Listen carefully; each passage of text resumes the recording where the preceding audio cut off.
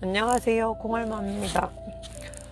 제가 사실은 저번 주에 영상을 하나 올리려고 했는데 좀 안 좋은 일이 있어가지고 좀 그 문제를 해결하려고 한 4일간 막 여러 군데 막 전화 받고 문자 받고 대화하고 이러다 보니까 목이 완전히 쉬어가지고 아예 말을 할 수가 없었어요. 지금 뭐 티도 안 나긴 하는데 살도 한 1.5kg 정도 빠졌고 거의 잠도 못 자고 밥도 못 먹고 할 정도로 그 문제가 생긴 거를 해결하기 위해서 여러 사람들 의견도 듣고, 아무튼 결국은 이제 주말에 잘 해결이 돼서 이제 그동안 어떻게 지냈는지에 대해서 이제 영상으로 얘기를 하자면, 저번에 이제 실패를 하고 이제 그동안 다녔던 병원 같은 경우는 실패를 하면 한 달 쉬고 그 다음 달 생리 시작하고 뭐 이틀째나 3일째 오라고 했었는데,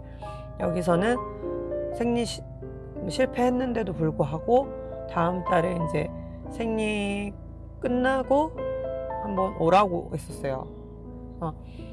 배란이 잘 될지 난포가 잘 반응을 하는지 그걸 확인을 하고 호르몬 수치 같은 것도 확인을 해보겠다. 그래서 일단 엽산을 고용량으로 좀 처방을 해주셨고, 한 2주 동안 이제 식단 같은 거를 좀 적어오라고 하셨고, 운동도 하라고 했고, 일단 또 2주 후에, 그러니까 1월 28일경에 저 다니는 병원에 가가지고 이제 또 호르몬 검사를 한 번 더 하기로 했어요. 그러니까 반응이 예전에 작년에 처음 시작했을 때보다 난소 그 AMH 수치가 1.16에서 0.67인가로 많이 떨어지다 보니까 아무래도 걱정도 되고, 그러니까 1년 사이에 4번 실패하면서 너무 호르몬 수치들이 엉망진창이 됐고 제 몸 상태도 엉망진창이 됐고, 그래서 지금 이번 달에는 몸 컨디션 조절을 좀 해서 몸을 만들어서 다음 시험관을 잘 들어가려고 했는데, 하필 뭐 구설수, 뭐 관제수 이런 안 좋은 문제가 터져가지고 될 수 있으면 새해니까 잘 해결하자 해가지고 어떻게든 해결은 봤는데 좀 힘들었어요. 그래서 살이 빠졌고 목소리도 지금 엄청 쉬었다가 겨우 조금 말할 수 있는 정도로 돌아와서 영상을 찍고 있어요. 그리고 제가 시험관 시술을 하면서부터 두 번째 2차 실패할 때쯤에 어떤 증상이 나타났냐면, 어깨가 이 귀 정도밖에 안 올라가는 거예요. 근데 제가 트레이너 일을 좀 했잖아요. 요 정도밖에 안 올라가는 거는 거의 50견 증세라고 봐야 되거든요. 한 달 정도를 열심히 스트레칭을 해서 만세까지는 돼요. 근데 요렇게 했을 때 지금 완전히 안 펴져요. 그러니까 이쪽은 완전히 이렇게 펴지는데 요렇게 안 펴져서, 사실은 정형외과를 진짜 가고 싶었는데 정형외과에서 쓰는 주사나 약이 대부분 스테로이드거든요. 근데 이제 스테로이드는 남성 호르몬이기 때문에 시험관 시술에 지장을 줄까봐 사실 치료를 미뤄왔어요. 근데 이게 점점 심해지더라고요. 그래서 이번에는 새해에는 일단은 어떤 증상인지 정확히 알고 진단을 받고 치료를 해야겠다. 그 시험관을 쉬는 동안 치료를 해야겠다고 해서 정형외과도 다녀왔어요. 그래서 정형외과 선생님이 예전에 저 헬스장 그 회원분이셨는데 오랜만에 보고 잘 못 알아보시더라고요. 제가 살이 많이 쪄가지고 갑상선 안 좋아지면서 제가 살이 한 20kg 가까이 쪘거든요. 그래서 요런 암 수술하고 요런 상태였다 얘기하는데,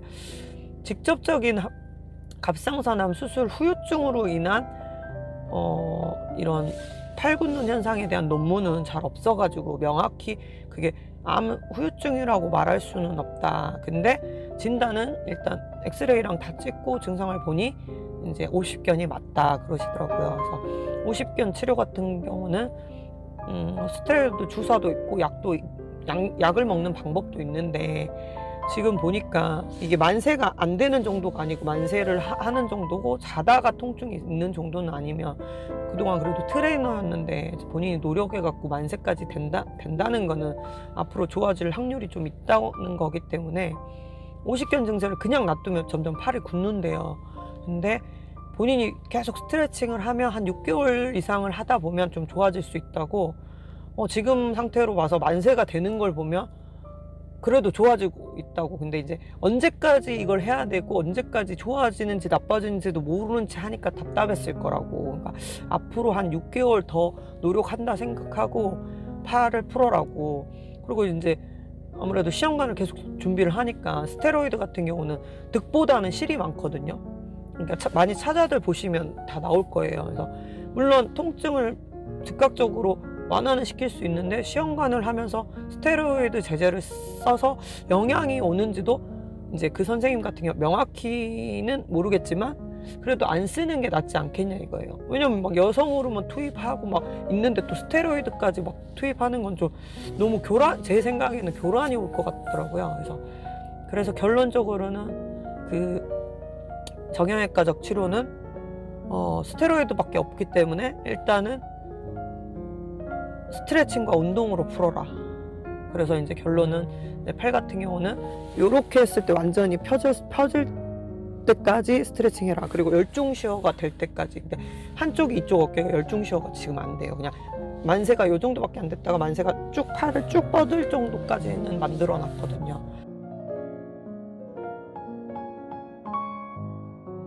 그리고 그 병원 간 날 제가 암 수술하고 나서 정기 검진을 6개월에 한 번씩 지금 받고 있거든요. 근데 요번에는 갑상선 호르몬 수치가 많이 올랐다고, 여기 갑상선 전문 선생님 말로는 수치가 조금 높은 편이어가지고 착상에 방해를 할 수도 있으니 일단 수치를 낮춰보자 그랬어요. 근데 제가 처음에 수치를 막 수술했을 한 달 때쯤에는 수치를 너무 낮게 갑상선 약을 먹으니까 오한이 너무 심하고 일주일 만에 한 5kg가 찌니까 부작용이 좀 있어서 약 수치를 높게 했거든요. 그래서 점점 줄여왔거든요. 근데 요번에 갔더니 또 수치가 좀 높다고 해서 요번에 더 줄이자 해서 일단 줄여봤어요. 그래서 일단 시험관도 하고 있다고 말씀을 드리니까, 왜냐면 제가 원래는 6개월에 한 번씩 다니는데 6개월 동안 이 상태를 모르면 안 되니까 일단 한 달 약 줄인 상태에서 먹어보고 수치가 어떻게 변했는지를 체크를 하겠다고 하시더라고요. 그래서 갑상선 관련된 이제 전문 상담 받는 병원은 제가 한 달 후에 가기로 했어요. 2월 달에 구정쯤에 가기로 했고, 그러니까 요번에는 이제 난임 병원만 딱 이제 치료를 받고 준비를 하는 게 아니라, 어쨌든 제가 갑상선 암 수술을 한 이력이 있고 제가 약으로 먹고 있기 때문에 병원 2군데를 다니면서 호르몬 수치를 좀 체크를 하면서, 왜냐면 난임병원 선생님도 요번에 정기 검진 간다고 하니까 그쪽 선생님한테 자세히 한번 물어보고 약 처방이 어떻게 바뀌었는지를 말씀해 주시라고 했거든요.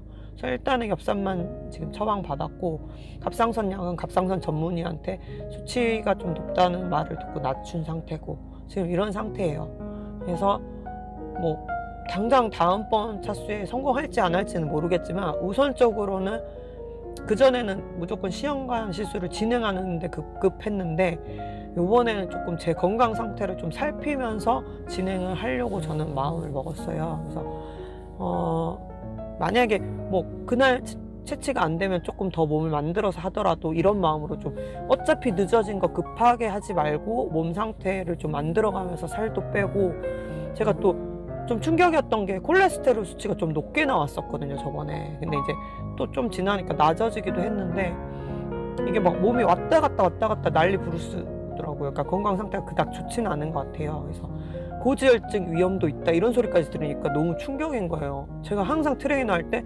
오십견 조심하세요, 고지혈증 조심하세요, 콜레스테롤 조심하세요로 강조를 했는데 막상 제가 오십견 진단에 콜레스테롤 수치 높다지 고지혈증 위험 있다고 하니까 좀 충격이었어요. 그래서 요번에는 이렇게 해갖고 애가 생기겠나, 내 몸 상태가 이렇게 안 좋은데 싶어서 요번 달에는 이제 집중적으로 제 몸 관리하는 걸로 집중을 하기로 했고, 다음에 또 2주 후에 병원을 가니까 그 중간중간 브이로그라도 올리도록 하겠습니다.